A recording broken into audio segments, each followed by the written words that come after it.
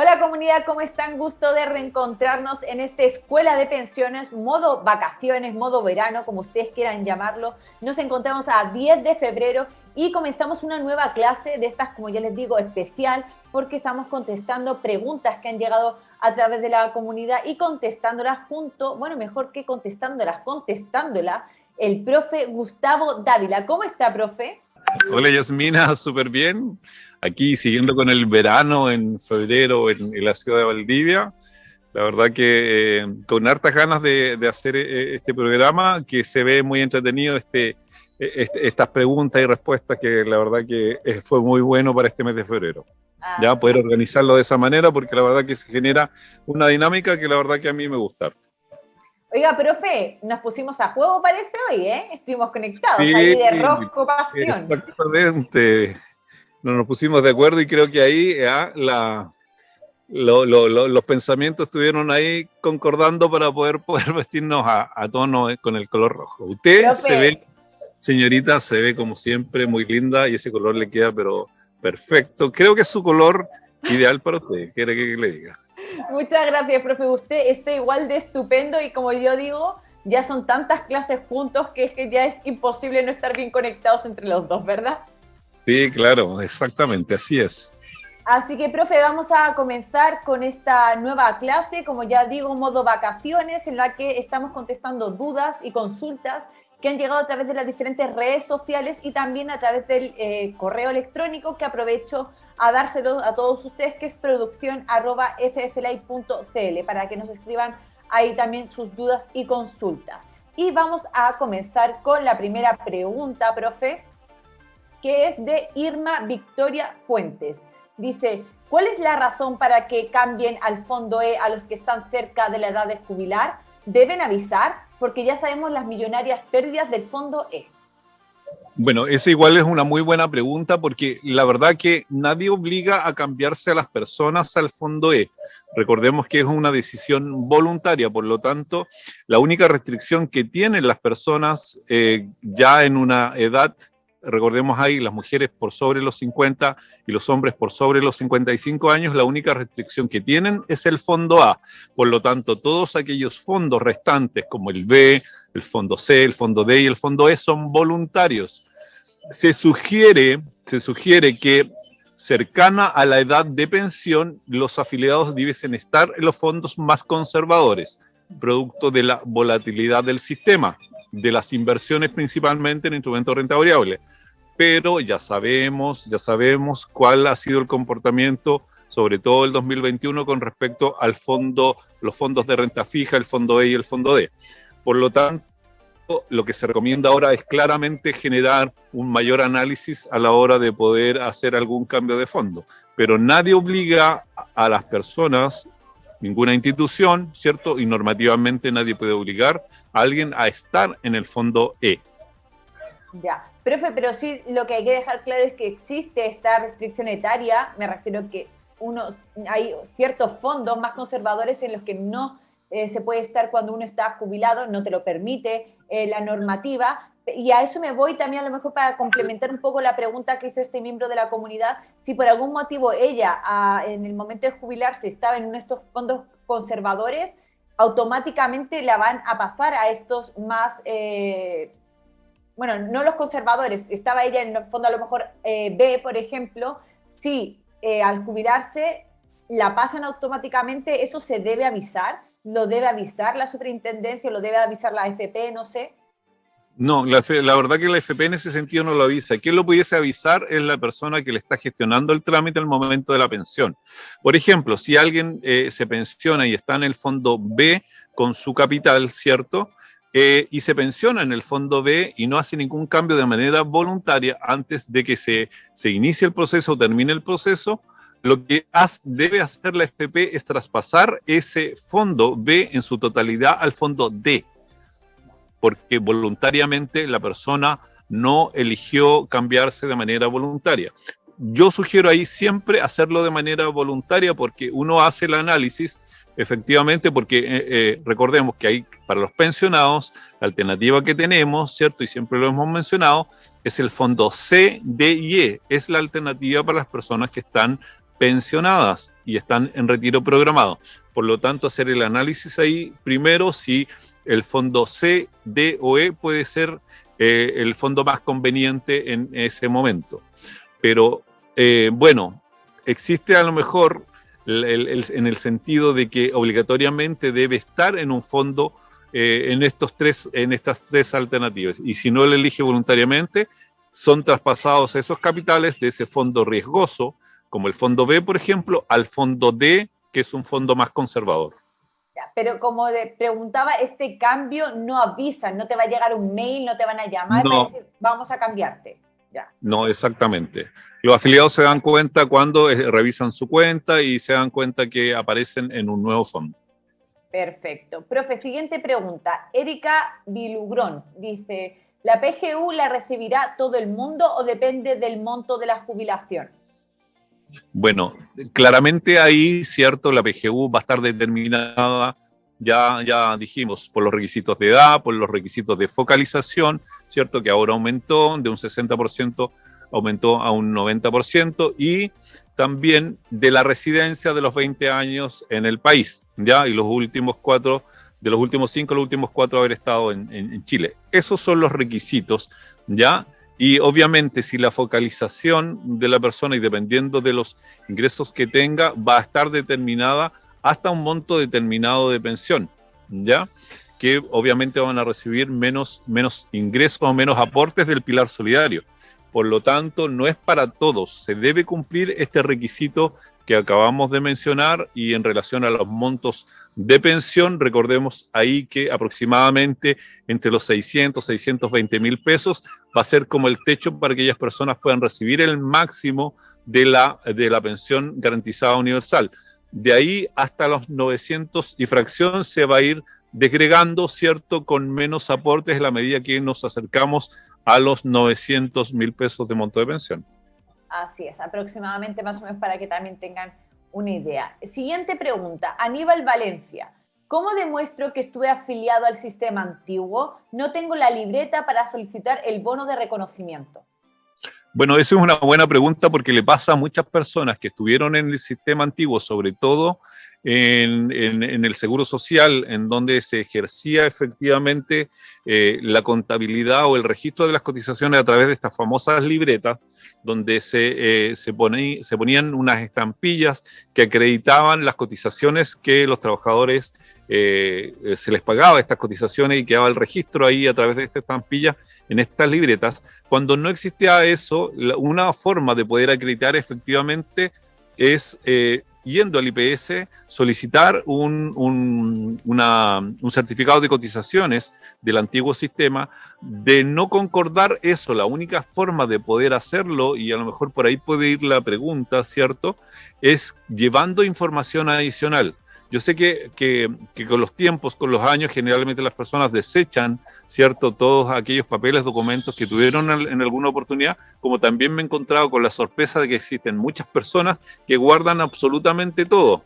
Si alguna de las personas tiene registro de su primer contrato, de las primeras liquidaciones, esos documentos son súper importantes para el IPS para poder acreditar esos periodos que seguramente no aparecen, pero teniendo esta acreditación tienen la posibilidad de acreditarlos y llevarlos y que el IPS analice y verifique si efectivamente son cotizaciones impagas de esos periodos. Ya, perfecto. Ojalá que podamos haber aclarado la duda de este miembro de la comunidad con respecto al bono de reconocimiento. Siguiente pregunta, de Jorge Rivas. ¿Qué son los depósitos convenidos? Esta es igual una muy buena pregunta en relación a las cotizaciones voluntarias. Los depósitos convenidos son parte de las cuentas de cotizaciones voluntarias, ¿ya? Y los depósitos convenidos son montos de dinero que se convienen, y por eso se llama convenidos, se convienen con el empleador, ¿ya? Principalmente, ¿por qué motivo? Porque, por ejemplo, generalmente esto ocurre a fin de año cuando las empresas generan entrega de gratificaciones, bonos adicionales a sus trabajadores, y esto obviamente con montos importantes genera un aumento en el global complementario en donde se pagan los impuestos de las personas. Y Esta cuenta genera precisamente ese efecto contrario, es decir, se puede acceder a generar este depósito convenido y este acuerdo y este convenio con el empleador para que ese bono, o en su totalidad, 100%, o parte de ese bono, sea depositado en la cuenta de cotizaciones y de depósitos convenidos, ¿ya? Para que ese monto, como es una cotización de depósitos convenidos, baje el base tributable, base el global complementario y la persona pague menos impuesto por ese monto de cotización en depósitos convenidos que generó, ¿ya? Ese es como el principal efecto, y a la vez ese ahorro, ¿cierto?, va a servir para que la persona pueda tener un mejor saldo de cuenta finalmente para obtener una mejor pensión. Ya tiene como obviamente esas dos finalidades: ayudar a mejorar la pensión y generar un efecto tributario positivo para la persona para que paguen menos impuestos. Mire, no tenía ni idea. Muy buena la respuesta, querido profe. Siguiente pregunta. Facundo Leal dice, ¿de qué se trata el subsidio previsional para trabajadores jóvenes? Sí, es un subsidio que genera ahí la posibilidad de que la cotización de este trabajador joven pueda ser subsidiada por el Estado, ¿ya? Por lo tanto, hay una parte que la entrega el Estado y que favorece al trabajador, y otra que favorece también al empleador por cotizar y por tener esta persona contratada, ¿ya? Es principalmente eso, parte de lo que se cotiza va a ser subsidiado por el Estado, ¿cierto? Para que tenga un incentivo el empleador de cotizar a personas jóvenes para poder acogerse a este subsidio y a este beneficio que entrega el Estado. Es un incentivo claramente para la clase trabajadora joven, es decir, para los jóvenes que ingresan al mundo laboral, de poder ser acogidos, ¿cierto? Y que tengan mejor recepción a la hora de ir a buscar trabajo. Es un incentivo para los empleadores y que la verdad que funciona bastante. Profe, ¿hay algún requisito en particular que se tenga que tener, o cómo se hace la solicitud, por ejemplo, también? Aprovecho a preguntarle. Sí, se hace a través del momento en que se pagan las cotizaciones, ¿cierto? En Previred, ahí de acuerdo a la edad, ahí se estipula que si la persona tiene el beneficio, ¿cierto?, de este incentivo a la cotización, y se verifica efectivamente si de acuerdo a la edad, porque hay un tope que son 25 años, ¿cierto? 20-25 para poder ser contratados, y se verifican esos antecedentes y hay que efectivamente hacer la solicitud también, ¿ya? Hay que hacer una solicitud, tiene que inscribirse el trabajador, tiene que inscribirse el empleador, tiene que generar el registro también. Ah, ¿son los dos los que tienen que hacer el trámite? Exactamente, sí, exactamente. Buen dato, también, interesante. Vale, perfecto. Siguiente pregunta. Carlos Gómez dice, ¿por qué el empleador descuenta el aporte de cesantía al finiquitar al trabajador?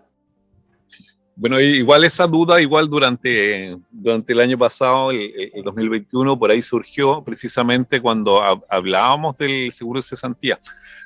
Bueno, se asume de que de acuerdo a la condición, ¿cierto?, a esta condición de poder otorgar el beneficio, por un lado, de poder acceder al pilar, a este pilar que tiene el FC, en el cual se logra complementar lo que tiene el trabajador con parte de una bonificación que entrega el Estado para mejorar el monto a poder recibir por parte del trabajador como el beneficio de la cesantía, ¿cierto? Se asume de que en el fondo el empleador, parte de lo que cotizó, ¿cierto?, debe ser descontado producto del hecho de que haya sido desvinculado de mutuo acuerdo, ¿ya?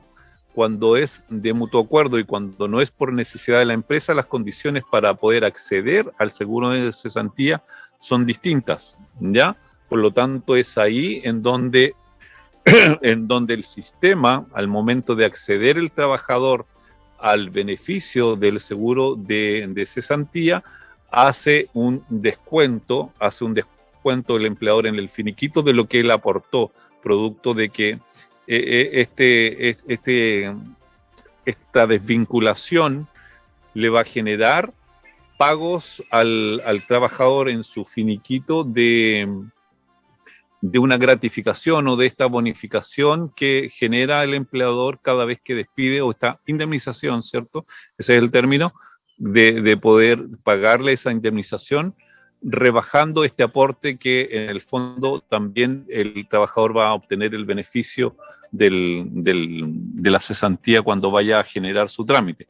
En el fondo se asume de que esta indemnización, por un lado, ¿cierto?, no puede estar supeditada también al aporte que hizo el empleador con respecto al seguro de cesantía, porque el trabajador igual va a hacer uso. Por un lado lo indemniza y por otro lado que se genera un aporte, ¿cierto? Es una forma, en el fondo, del momento en que salió la ley, y un poco uno a primera dice esto es injusto, pero se generó esta forma de poder acceder a esto precisamente para que en el fondo compensando un poco este aporte que obligó el sistema a que los empleadores generaran, ¿cierto?, para el seguro de cesantía para sus trabajadores.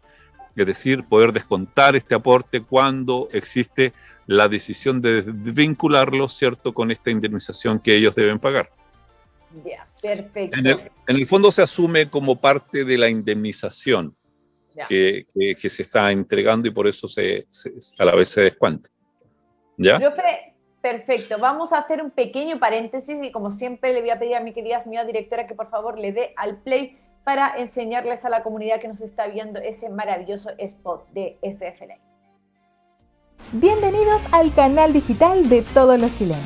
FF Live, un espacio de conocimiento, opinión y debate constructivo. Somos un canal en donde la comunidad interactúa en vivo y en directo, y que te cuenta lo que los medios tradicionales no te quieren contar. Porque somos una plataforma renacida de las cenizas, estamos abiertos a los libres pensadores y las nuevas ideas. Y lo mejor de todo es que el contenido llega directo a tu pantalla, como y cuando tú quieras. Cultura, educación, contingencia y entretención. Todo en un solo lugar. Esto es FF Live. Ahí dejamos, querida comunidad, ese spot de FF Live donde les contamos lo que somos, un canal digital independiente que fomenta sobre todo la educación desde muchos puntos de vista, también la información. Y como siempre también invitarles a que si les gusta nuestro contenido, si quieren seguir ayudándonos a que crezcamos y también impulsar este medio de comunicación independiente, también puedan colaborarnos ahí con las estrellitas que se mandan a través de Facebook. Profe, seguimos con las preguntas y respuestas de esta Escuela de Pensiones. Y la siguiente pregunta es de Marisol Farías. Dice, trabajo en una casa particular hace 35 años y no he sacado mi cuenta de indemnización. Me quedan 5 años para jubilar. ¿Esa plata me la van a dar?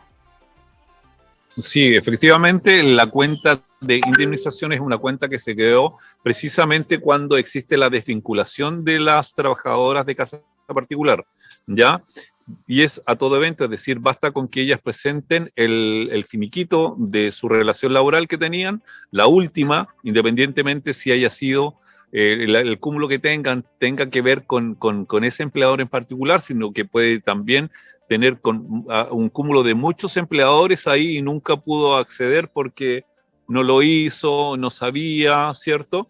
Pudo haber juntado una cantidad de dinero. Basta con llevar el último finiquito y poder acceder al dinero que está en esa cuenta de indemnización, que es precisamente para las trabajadoras y trabajadores de casa particular, porque recordemos ahí que no solamente son trabajadoras, pueden haber trabajadores igual que tengan relación con actividades domésticas, como el jardín, los choferes, que también pueden acceder a tener esta cuenta de indemnización. Perfecto, muy buena ahí la aclaración también. Profe, siguiente pregunta, Viviana Alejandra Díaz. Quisiera saber si los ahorros de la cuenta obligatoria al fallecer el beneficiario quedan como herencia y en caso de ser así, ¿a quiénes les corresponde? Herencia en cuenta obligatoria, asumo que estamos en retiro programado, ¿cierto? Y la persona, el causante de la pensión fallece y efectivamente ese dinero se genera y puede generar herencia. Y recordemos ahí que siempre y cuando no existan beneficiarios de pensión, porque lo primero que hay que determinar efectivamente cuando fallece un afiliado que está pensionado o no está pensionado es verificar si existen beneficiarios de pensión. Si hay beneficiarios de pensión, no existe herencia, sino existe pago de pensión. Cuando no existen beneficiarios de pensión, existe herencia. ¿Y quiénes son las personas que pueden acceder a esa herencia? Los consanguíneos más cercanos de esa persona o del causante de la pensión o de la persona que falleció. Ya. En este caso, profe, ¿quiénes serían estas personas? A lo mejor hay alguien determinado o no. Bueno, beneficiarios por ejemplo, los consanguíneos más cercanos, en el caso de, son la cónyuge, o sea, perdón, no la cónyuge, sino que los hijos principalmente, porque la cónyuge es beneficiaria de pensión. Cuando no está la cónyuge, o no está el cónyuge, ¿cierto? Porque se da hoy día también al revés, ¿cierto? Los hijos principalmente, cuando son mayores de 24 años, pueden ser beneficiarios de herencia. Pueden ser los papás si la persona era soltero y no tenía hijos, pueden ser sus papás si están vivos, si no están los papás pueden ser los hermanos de esta persona. Bueno, todas aquellas personas que consanguíneamente estén más cercanas y estén en un nivel más alto van a ser las personas que van a poder acceder a obtener y cobrar esta herencia. Esto se gestiona a través de la AFP, ¿cierto? Se tramita principalmente para la gran mayoría de las personas a través de una posición efectiva, que el documento lo genera el registro civil, ese documento se lleva a la AFP y se concreta el retiro de todos los fondos que estén en la cuenta. Ya, perfecto. Genial ahí la explicación también. Armando López dice, ¿qué son los rezagos? Los rezagos, creo que hicimos por ahí un TikTok con los rezagos, me parece mucho, pero los rezagos son pagos equivocados. Eso en concreto. En concreto y en simple son pagos equivocados que se producen al cotizarle a una persona en una FP o con los datos de una FP que no son los correctos. Principalmente, y pasaba mucho, ¿cierto?, al inicio de este sistema previsional, cuando existían las AFPs, donde la gente se cambiaba mucho y había muchas AFPs. Recordemos que en su momento las AFPs llegaron a ser de un orden de 23 AFP en el sistema, ¿ya?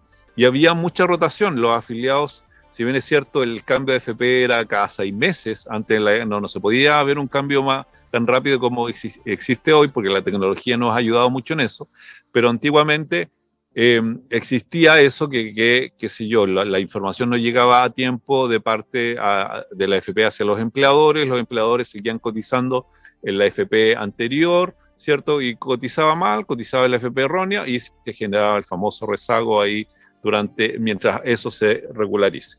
También ocurría de que las planillas antes, que eran planillas, se usaban muchas planillas manuales, ¿cierto? Se producía de que iban errores de la información del afiliado. RUT principalmente, ¿ya? Y en algunas ocasiones el nombre, pero de un tiempo el RUT fue obviamente prioritario ahí. Cuando el dígito iba erróneo, la AFP recibía esa información, pero con un dígito erróneo, por lo tanto no lo podía acreditar efectivamente en ninguna cuenta porque la información iba correcto. También pasaba ahí al fondo de rezagos, porque cada AFP tiene un fondo de rezagos en donde llegan todos estos pagos equivocados de todas las personas que les cotizan, ¿cierto? No estando afiliados en su AFP, ¿ya? Y se genera, digamos, este volumen de cotizaciones rezagadas de todas estas personas. Bien, pero son principalmente, como mencionaba, pagos erróneos, pagos equivocados de parte de las personas que generan efectivamente el pago. ¿Ya? Profe, en el caso de que, por ejemplo, un trabajador se dé cuenta que tiene estos rezagos, que él sabe que trabajó en ese momento y ve que no hay cotización, ¿cómo puede hacer reclamo? ¿A quién tiene que acudir? ¿Es al empleador o es bien directamente a la AFP? ¿Cómo se lleva a cabo ese trámite? Bueno, eso igual, esa pregunta que tú haces es importante porque una forma de gestionarlo rápidamente es acreditando, por ejemplo, las planillas de pago de cotizaciones, que comprobando efectivamente que hubo un error y llevando la información necesaria, en este caso del afiliado, que es el vínculo, ¿cierto?, la relación laboral más su cédula de identidad, para precisamente verificar que el dato del RUT principalmente es el correcto, el que tiene él, y que él es el afiliado, ¿cierto? Y de esa manera corroborar el FP para que esos rezagos sean asignados a su cuenta obligatoria, dentro de las cotizaciones correspondientes de esos periodos mencionados. Por eso es importante también el respaldo del empleador de las cotizaciones. Llevar en lo posible las planillas de cotizaciones de los trabajadores. Genial. Profe, también como dato, bueno, lo habíamos comentado en alguna ocasión, también la Asociación de AFPs había habilitado esta página web que se llama sontuslucas.cl, también ahí con, si no me equivoco, con el RUT, uno puede acceder para ver si tiene estos rezagos en las cotizaciones. Exactamente, sí, y hay todavía aún mucha cantidad de dinero que está ahí en esas cuentas de rezagos que tienen las AFP. Bueno, recordemos igual que estas cuentas, que estos dineros, a pesar de que es mucho dinero, igual la AFP lo invierte, ¿eh? Que generan esto, es decir, cuando se recuperan y pasa mucho tiempo, no es el monto nominal de la cotización, sino que también está afecto a la rentabilidad del fondo C, porque ahí la AFP tiene la obligación de invertir los fondos de rezago en el fondo C. Pero, entonces, por lo tanto, esas cotizaciones igual se están moviendo, entre comillas, y tienen o rentabilidad o, bueno, o también pérdidas, porque sabemos que también ocurre. Sí, así es. Perfecto. Profe, siguiente pregunta. Por aquí Jaime Clavel dice, si cumplí recién la edad de jubilación, ¿puedo dejar de cotizar en la cuenta obligatoria sin la obligación de pensionarme? Exactamente, y es lo que hace mucha gente, efectivamente, es cumplir la edad legal. Hombres, mujeres, mujeres a los 60, hombres a los 65 años, cumpliendo la edad, pueden acercarse a su AFP y solicitar la exención de cotización obligatoria, así se llama, ¿ya? La exención de cotización obligatoria es, la AFP le entrega un documento en donde tiene que firmarlo el trabajador y tiene que firmarlo la empresa en donde trabaja. Tiene que llevar el trabajador a esas empresas, que lo firmen, lo timbren y devolverlo a la AFP, ¿ya? Ya. Principalmente, ¿por qué? Porque es importante devolverlo a pesar de que el afiliado ya le entregó la voluntad a la AFP de dejar de cotizar, porque es el respaldo para la AFP para que obvie la cobranza eventual que se pudiese generar producto de que no van a llegar cotizaciones de ese trabajador a la AFP. Ya, ahí también aclarada esa consulta. Por aquí, Claudio Venegas, ¿cómo se calcula la pensión en la AFP? Bueno, igual la pregunta es como bien amplia, ¿cómo se calcula? La verdad que existe principalmente, o cómo podríamos decir, cómo se calcula la pensión, ¿cierto? Y ahí hay factores importantes, principalmente que tienen que ver con el saldo de la cuenta y que tienen que ver con lo que se llama, y vamos a ver ahí en algún momento, el capital necesario unitario, que es el CNU. ¿Cuánto se necesita de capital para poder financiar una unidad de pensión, una UF de pensión? ¿Ya? Por lo tanto, ese cálculo conlleva una serie de parámetros y fórmulas que el sistema determina, ¿ya? Que esperamos en algún momento poder descifrar, porque son muchas fórmulas en las cuales ya, la verdad que es bastante engorroso poder calcularlas, así no es fácil, y esperamos en algún momento poder entregarla, esa información, a la comunidad. Pero principalmente, cómo se calculan las pensiones, poder determinar cuál es el capital necesario para poder financiar una unidad de pensión. Y en eso entran muchos parámetros: el saldo de la cuenta, la edad del afiliado, la edad de los beneficiarios de pensión, saber si existen o no beneficiarios de pensión, la tasa de mortalidad, la tasa de interés técnico, ¿cierto? Y creo que incluso lo vimos en la clase pasada, en una de las clases pasadas que hicimos, ¿cierto? En el mes de enero, ¿cierto? Hicimos precisamente ese alcance. Entonces, todos esos factores inciden precisamente en poder determinar cómo se calcula la pensión.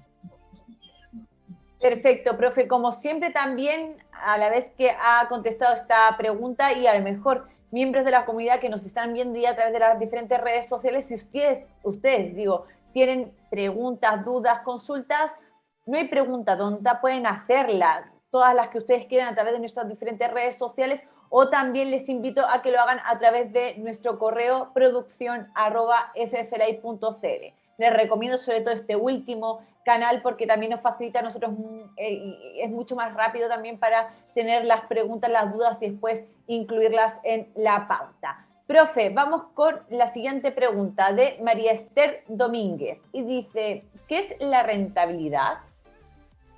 Buena pregunta y bastante genérica, pero es buena pregunta. Sí, la rentabilidad es lo que se genera producto de la inversión que generan los fondos de pensiones y es finalmente el resultado del trabajo que hace cada administrador de fondo de pensiones y de acuerdo al fondo en los cuales están invertidos los dineros, de acuerdo a la decisión que tomó cada afiliado. Por lo tanto, el resultado de esa inversión va a generar una rentabilidad, tanto rentabilidad positiva o negativa, ya producto de ese retorno de esa inversión. Por lo tanto, podríamos determinar en sencillo, en simple, cierto, que la rentabilidad es la ganancia o pérdida, cierto, de la inversión de nuestros ahorros en los fondos de pensiones, ¿ya? Por lo tanto, podríamos, como menciono, en sencillo, determinarlo de esa manera, ¿ya? Ahí tiene que ver el valor cuota, cada vez que cotizamos, compramos cuotas, nos genera un número de cuotas cada vez que entra dinero a las cuentas y nos determinan número de cuotas. Es muy similar y siempre hacemos el símil con las acciones. Es muy parecido, es decir, cómo comprar acciones. Funciona de la misma manera, sobre todo con los fondos de instrumentos de renta fija, como el fondo A, el B y parte del C, bueno, todo en general tienen un porcentaje de inversión en instrumentos de renta variable, ¿cierto? El fondo A mucho más y así sucesivamente va bajando hacia abajo con menos porcentaje de inversión en instrumentos de renta variable. Pero funciona muy similar a lo que son las acciones, ¿cierto? Cómo se invierten los dineros y cómo también se genera la misma ganancia o rentabilidad, ¿cierto? De esas inversiones.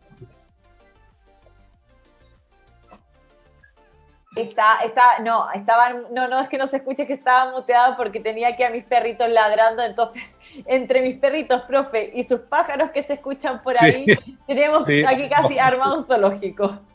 Sí, no, y ahora escucho que andan pescando por ahí. Ah, mire, entonces también los pececitos.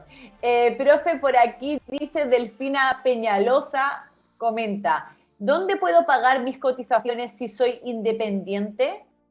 En Previred. Previred es la plataforma que recibe en su gran mayoría todos los pagos previsionales, ¿ya? Y de hecho tiene dentro de su plataforma una plataforma para el empleador, el trabajador y los trabajadores independientes, por lo tanto es fácil poder acceder ahí. Hay que inscribirse en Previred, ¿cierto? Ingresar todos los datos como trabajador independiente y va a quedar registrado y ahí es fácil y bien amigable después poder pagar las cotizaciones.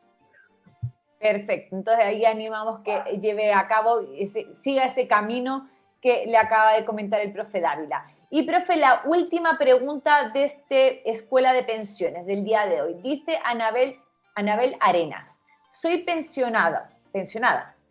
¿Por qué me siguen descontando el 7% de salud?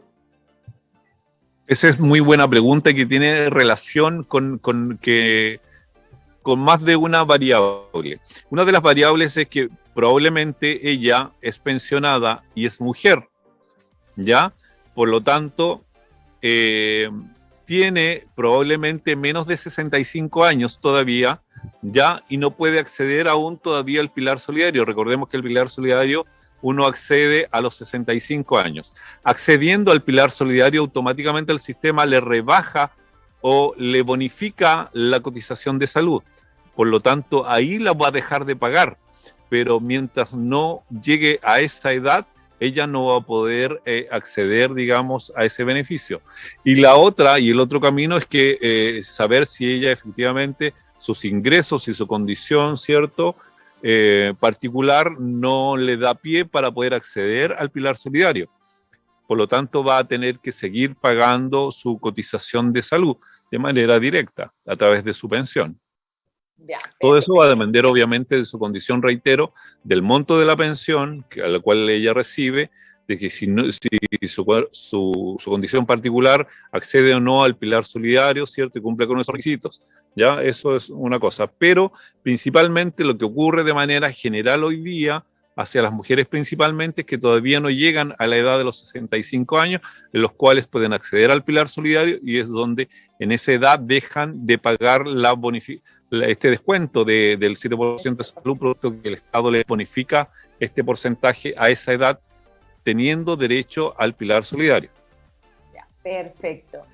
Profe, tenemos que llegar hasta aquí con la Escuela de Pensiones del día de hoy, de esta modalidad vacaciones que estamos haciendo durante este mes de febrero, contestando todas las dudas y consultas que han llegado por parte de la comunidad, que además invitamos y reiteramos que nos sigan escribiendo a través de nuestras redes sociales. Si no contestamos sus preguntas en el momento es porque durante el programa tenemos falta de tiempo, pero no se preocupen porque siempre, y como ven, todos estos programas son dudas que llegan por parte de la comunidad. Escríbanos, o si no, y además sobre todo les aconsejo que nos escriban mediante correo electrónico, mediante mail, porque es mucho más rápido también y para nosotros nos facilita mucho esto de las elaboraciones de las pautas. Y les repito, el mail produccion@fflay.cl para que ustedes nos escriban. Y también vamos a invitar a nuestra querida señora directora que por favor nos coloque la información de contacto de nuestro querido profesor Gustavo Dávila. Ahí ustedes pueden contactarse con él para a lo mejor hacer una duda más privada o a lo mejor más particular en un caso especial. Pueden contactarse con él, o también para contratar obviamente sus asesorías previsionales, que además es excelente asesor. Así que ahí le dejamos también la recomendación. Profe, sus últimas palabras antes de despedirnos. Saludar obviamente a toda la comunidad y agradecer nuevamente todas las preguntas que llegan, porque siempre he dicho que la comunidad es como el motor de este programa, ¿cierto? Junto a todo el equipo obviamente de producción y a nuestra conductora, ¿cierto? Son el motor de este programa y la verdad que saludos para ellos por estar siempre ahí, que ojalá estén disfrutando de su verano. Así es, profe, y bueno, también aquí clave fundamental es usted, así que también eso hay que decirlo y hay que comentarlo. También, como siempre, antes de despedirnos, les invitamos a que se suscriban a nuestros canales de YouTube. Ya saben que además tienen 2 canales, que se suscriban, que además hagan clic ahí en la campanita para que les lleguen todas las notificaciones de este Escuela de Pensiones y también de los otros capítulos que tenemos y otros programas que también tenemos en la parrilla de FF Live. Profe, nos despedimos, nos vemos la próxima semana, el próximo jueves, en otro Escuela de Pensiones en este modo vacaciones, ¿vale? Así que, querida comunidad, nos despedimos, les mando muchos besos. Chao, que estén bien. Bienvenidos al canal digital de todos los chilenos. FF Live, un espacio de conocimiento, opinión y debate constructivo. Somos un canal en donde la comunidad interactúa en vivo y en directo. y que te cuenta lo que los medios tradicionales no te quieren contar. Porque somos una plataforma renacida de las cenizas, estamos abiertos a los libres pensadores y las nuevas ideas. Y lo mejor de todo es que el contenido llega directo a tu pantalla, como y cuando tú quieras. Cultura, educación, contingencia y entretención. Todo en un solo lugar. Esto es FF FF Live. Live.